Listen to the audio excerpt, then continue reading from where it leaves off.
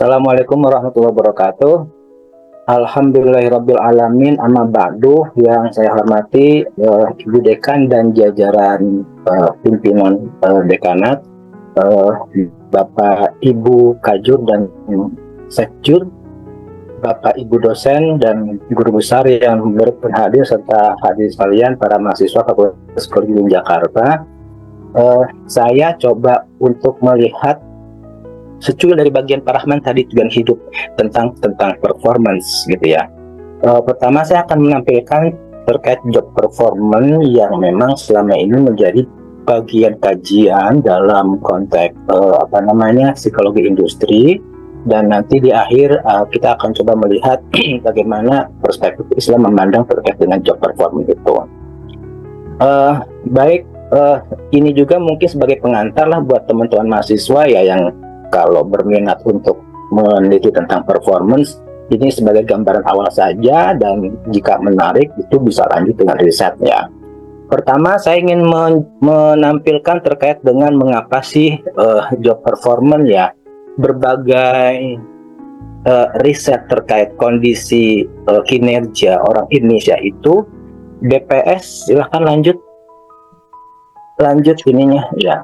BPS itu melakukan survei bahwa produktivitas tenaga kerja Indonesia itu masih relatif rendah dibandingkan dengan negara-negara ASEAN lainnya seperti terutama Singapura dan Malaysia gitu. Banyak makanya orang Indonesia itu ingin bekerja di Singapura karena tadi mungkin sudah tertata pola kerjanya, pun gajinya besar dan seterusnya gitu. Nah, kenapa mereka seperti itu? Kenapa di Indonesia rendah gitu kan? BPS menyebutkan bahwa itu karena kurangnya pelatihan dan pengembangan keterampilan, kemudian infrastruktur teknologinya yang belum merata, kemudian tingkat pendidikan yang masih rendah. Itu kondisi real ya terkait dengan masalah produktivitas tenaga kerja di Indonesia. Nah, berkaitan dengan adaptasi teknologi, ada laporan dari McKinsey dan Company tahun 2003 menyebutkan bahwa adopsi teknologi digital itu ternyata bisa meningkatkan kinerja di sektor formal, dan memang dia lebih efisien ya dengan digitalisasi itu. Tetapi masih pekerja yang belum memiliki keterampilan digital yang memadai. Itu adalah faktanya gitu ya. Terutama generasi tahun 70, 80 yang masih bekerja itu kan gagap teknologinya cukup tinggi, sehingga kemudian menyesuaikan dengan kondisi saat ini itu masih perlu perjuangan yang sangat kuat untuk bisa beradaptasi dengan perkembangan yang ada saat ini. Bagaimana dengan survei terkait dengan sektor publik? Ombudsman itu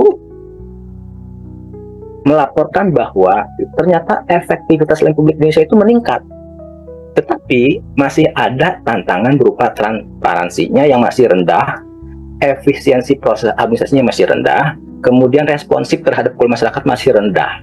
Itu fakta ya, artinya bahwa banyak lembaga-lembaga layanan publik yang kemudian cenderung untuk menyembunyikan hal-hal yang sebenarnya publik boleh tahu, tapi ternyata tidak untuk diketahui oleh banyak orang.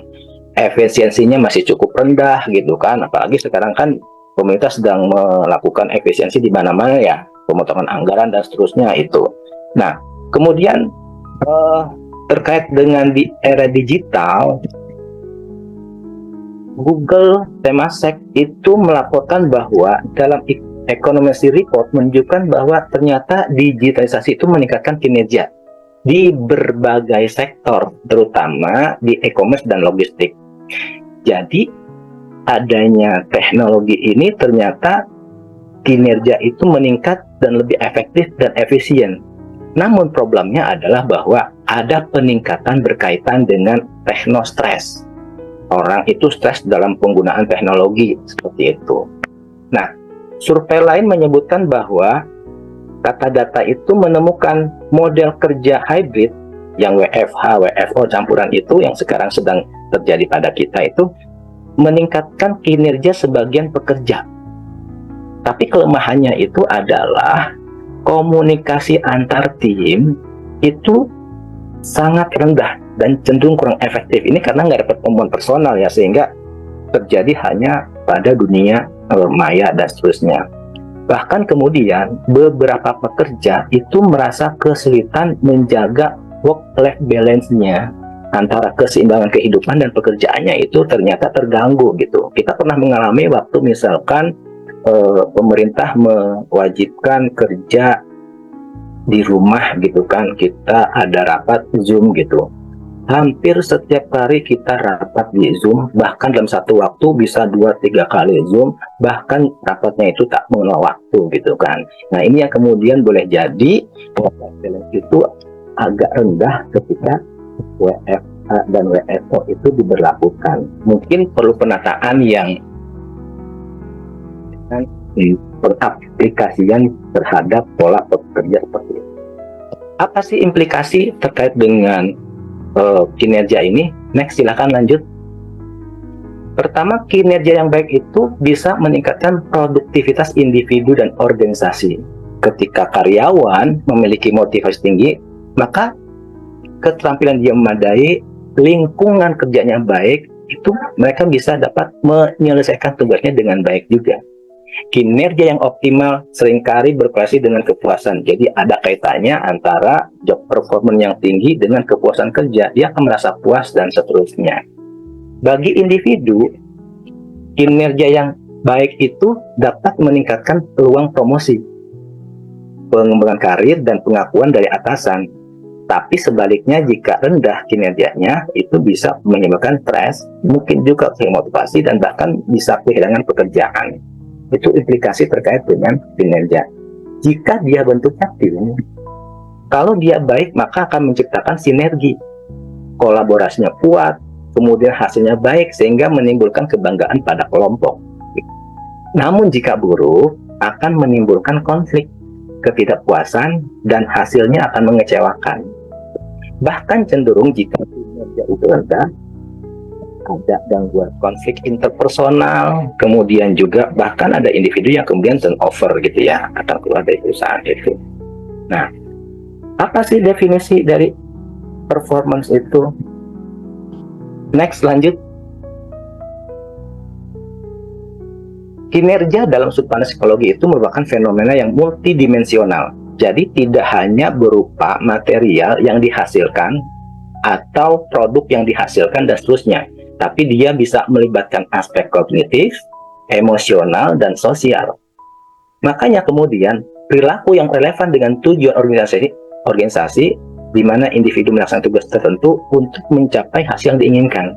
Nah, makanya kemudian definisi terkait dengan job performance dalam konteks ini bisa merujuk pada Appleton yang menyatakan bahwa kinerja adalah hasil dari interaksi antara kemampuan, ability, motivasi, dan opportunity. Kalau kemarin Pak Bambang itu ability dan motivasi, Appleton menawarkan opportunity juga gitu kan. Karena kesempatan itu membuka peluang dia untuk berkinerja dengan baik dan membuka kesempatan dia untuk kemudian bisa mencari prestasi yang lain. Nah, karena itu kinerja tidak hanya diukur berdasarkan output atau hasil akhir, tetapi juga mencakup proses perilaku, kemudian adaptasi dia dengan lingkungan kerjanya, kemudian kontribusi terhadap tujuan organisasi. Oke, next. Nah, ini berkaitan dengan dimensi performance. Mungkin kita sering menggambarkan job performance dalam konteks yang umum, tetapi sesungguhnya kita melihat dalam berbagai sisi tentang performance itu lebih kompleks lagi. Ada yang namanya task performance.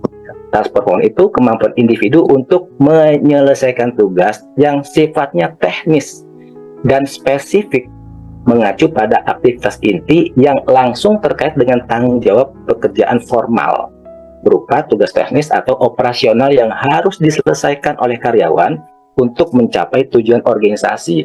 Jadi task performance itu adalah job desk sehari-hari dari karyawan itu.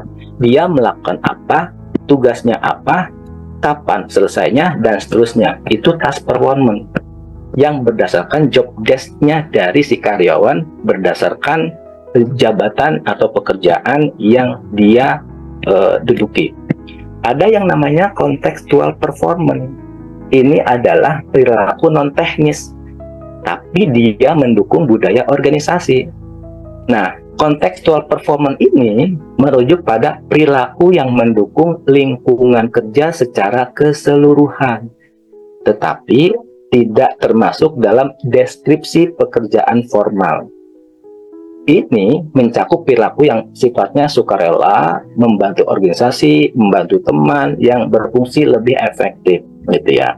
Jadi, contextual performance itu adalah tugas yang memang di luar dari job desk-nya si karyawan, tapi dia dengan sukarela, dengan terbuka, membantu tugas-tugas itu, baik diminta maupun tidak diminta. Ini contextual performance. Misalkan karyawan secara sukarela membantu kawannya yang dikejar deadline umpamanya. Nah, meskipun itu bukan tanggung jawabnya, tapi dia dengan sukarela membantu pekerjaan-pekerjaan itu.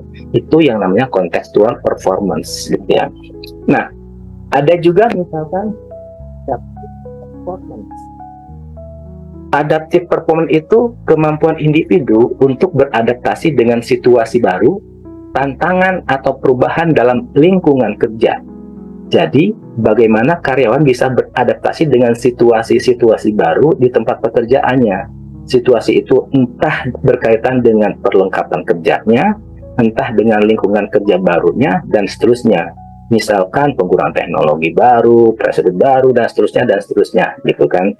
Nah, adaptive performance itu menunjukkan bahwa seberapa tinggi dia bisa beradaptasi dengan lingkungan baru, menunjukkan bahwa performance dia sangat adaptif.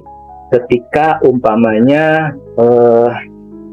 perusahaan atau organisasi memberlakukan teknologi baru, dia tidak menghindar, dia tidak mengabaikan, tapi dia support dan kemudian beradaptasi dengan teknologi itu.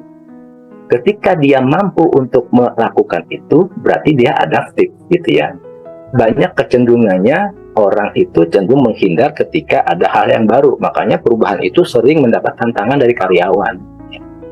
Ada juga creative performance, kemampuan individu menghasilkan ide-ide baru. Ada juga kontraproduktif behavior, perilaku yang merugikan organisasi. Nah, banyak hal yang bisa mempengaruhi kinerja ya. Internal, ada eksternal. Itu banyak penelitian yang membuktikan bahwa yang internal itu bisa